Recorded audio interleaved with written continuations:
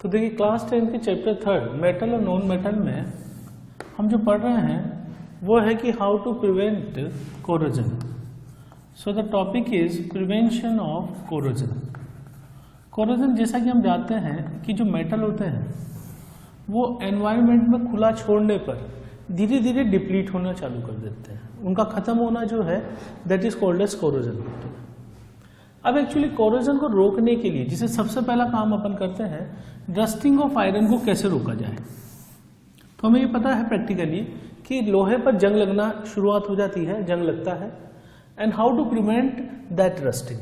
तो सबसे पहला मेथड है कि आयरन के आर्टिकल पे पेंटिंग कर दिया जाता है, ऑयलिंग कर दी जाती है, ऑयल जो है उसकी लेयर वहां पे लगा दी जाती है ताकि वो एक बीच में एक लेयर होगी तो एनवायरमेंटल गैसेस से रिएक्ट नहीं करेगा। ग्रीसिंग कर दी जाती है, तो ग्रीस जो होता है वो बिल्कुल ऑयल तो थिन होता है और ग्रीस थोड़ा सा सॉलिड अपीयरेंस वाला होता है, बिल्कुल वैसा होता है जैसा अपन वेस्लिन मान ले कि वेस्लिन जैसा ग्रीस आता है। तो ग्रीस की एक लेयर वहां पे आयरन के आसपास लपेट देते हैं तो उससे भी उसका कोरोजन रुक जाता है। एक होता है गैल्वेनाइजिंग, एक होता है क्रोम प्लेटिंग। ठीक है, तो हम सबसे पहले देख रहे हैं गैल्वेनाइजिंग क्या है। ठीक है, ठीक है, या फिर मैं इसको बोल दूं गैल्वेनाइजेशन। तो गैल्वेनाइजेशन क्या प्रोसेस है कि हम क्या करते हैं कि आयरन के ऊपर जिंक की थिन लेयर लगा देते हैं। जैसे मान लीजिए कि सपोज कीजिए आयरन का आर्टिकल है तो हम इसके आसपास जो है इस तरीके से एक जिंक की लेयर लगा देते हैं, पतली लेयर इसके आसपास लगा देंगे। अब इस चीज से क्या होगा कि जब जिंक और आयरन दोनों मेटल होंगे तो since zinc is more reactive than iron, तो जो मेटल ज्यादा रिएक्टिव होता है that can work as a anode. Anode का मतलब पॉजिटिव प्लेट, और पॉजिटिव प्लेट है तो यहां इसका होगा ऑक्सीडेशन। ठीक, आयरन यदि साथ में है तो यदि जिंक जो कि ज्यादा रिएक्टिव मेटल है ये बन गया एनोड, तो दूसरा वाला जो मेटल है कम रिएक्टिव इट बिकम्स कैथोड, और कैथोड पे होता है रिडक्शन। तो यदि ये कैथोड बन गया तो चूंकि आयरन खत्म होता है ऑक्सीडेशन की वजह से, जंग के दौरान क्या होता है कि आयरन ऑक्सीजन से रिएक्ट करके एक Fe2O3 कंपाउंड बनाने लग जाता है जो कि रेड कलर का ऑक्साइड है। इसी को जंग लगना हम बोलते हैं। अब हमने क्या किया कि हमने यहां जो है इसको कैथोड बना दिया तो इसका ऑक्सीडेशन प्रिवेंट हो जाएगा, और चूंकि कैथोड बना के प्रिवेंट कर रहे हैं ऑक्सीडेशन को, इसलिए इस प्रोसेस को नाम देते हैं कैथोडिक प्रिवेंशन। प्रोसेस को क्या नाम देते हैं हम? Cathodic prevention. ठीक, अब एक क्वेश्चन ये होता है कि गैल्वेनाइज जो आर्टिकल होते हैं is prevented even if zinc coating is broken. यानी इसका मतलब ये है कि अगर मान लो आयरन इसके पास आर्टिकल है और इसके आसपास हमने जिंक की कोटिंग लगा रखी है और ये ब्रोक हो जाती है, ये हट जाती है यहां से, तो कहने का मतलब है उसके बावजूद भी ये प्रिवेंशन कैसे रुकता है? तो उसका कारण है कि बेसिकली ये सेल की तरह काम करता है। तो जब तक इसके आसपास ये एनोड का थोड़ा भी मेटेरियल रहेगा तो आयरन कैथोड की तरह काम करता रहेगा, और जब ये कैथोड बनेगा तो इसका ऑक्सीडेशन नहीं हो पाएगा।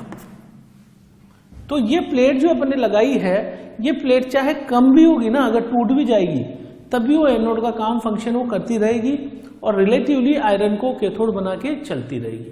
ठीक है, तो इस तरीके से कोटिंग ब्रोकन होने के बाद भी ये रोक देता है, प्रिवेंशन कर देता है।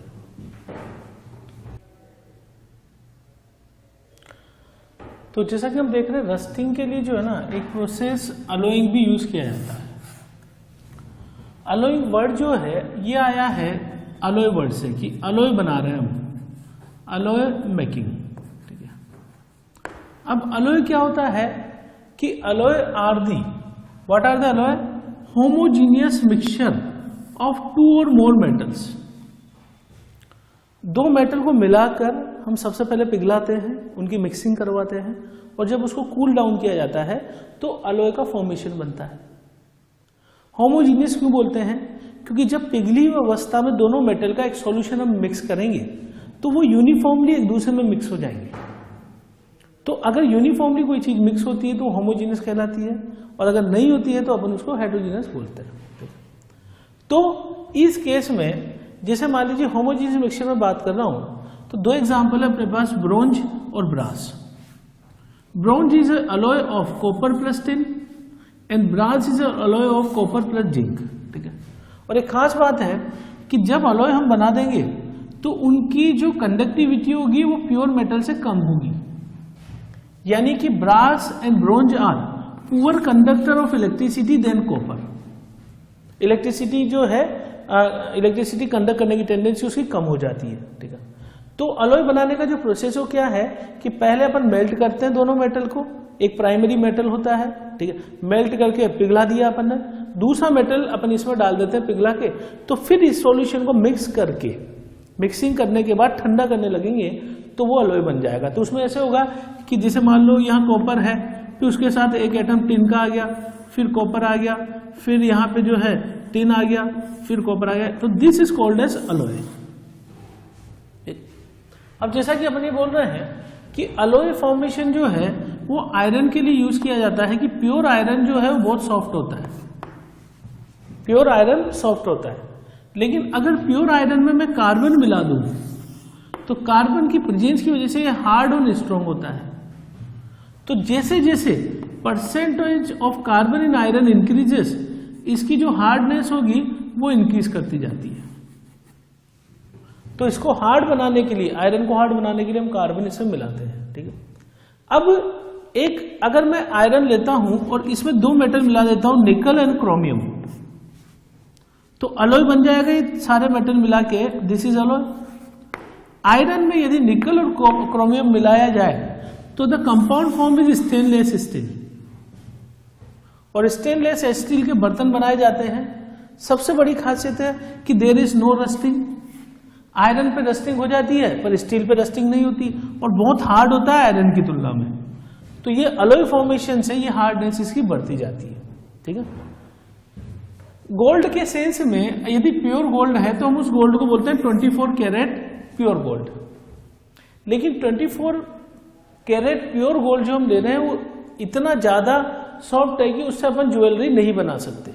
ठीक है, तो हम क्या करते हैं उससे ज्वेलरी बनाने के लिए, जैसे आप यूज करते हैं, ज्वेलरी नॉर्मली बनती है 22 कैरेट गोल्ड से। इसका मतलब इसमें कुछ इंप्योरिटी पड़ी हुई है, तो फॉर मेकिंग ज्वेलरी कॉपर और सिल्वर इज एडेड। तो ये भी एक तरह से 22 कैरेट गोल्ड भी जो एग्जांपल है अलॉय का। ठीक है ना, तो दिस इज ऑल्सो अलॉय, क्योंकि अगर प्योर गोल्ड लूंगा तो 24 कैरेट होगा, वो अलॉय नहीं है। अलॉय तभी होगा जब उसमें इंप्योरिटी हम मिला देंगे किसी और मेटल की, जो कि मेनली कौन सी है, सिल्वर और कॉपर की। ठीक है, अगर मान लीजिए हम मेटल को मरकरी में मिक्स करें तो mercury can dissolve almost all metals. तो मरकरी डिजोल्व करके जो चीज बनाएगा सॉल्यूशन फॉर्म में, उसको हम बोलते हैं amalgam. What is called as amalgam. तो मरकरी का सॉल्यूशन या alloy that is called as amalgam. ठीक है, अगर हम लेड और टिन का अलॉय बना लें तो this alloy is having very low melting point and this alloy can be use for welding purpose. ठीक है ना, तो जो दो पार्ट को जोड़ने में हम यहाँ पे जो यूज करते हैं वो किसका यूज कर सकते हैं, टिन और लेड का, क्योंकि दोनों का ही मेल्टिंग पॉइंट एक्चुअली कम होता है। तो जल्दी पिघला के अपन वहां रखेंगे, सॉलिडिफाई हो जाएगा और दोनों पार्ट वहां से जुड़ जाएंगे। ठीक।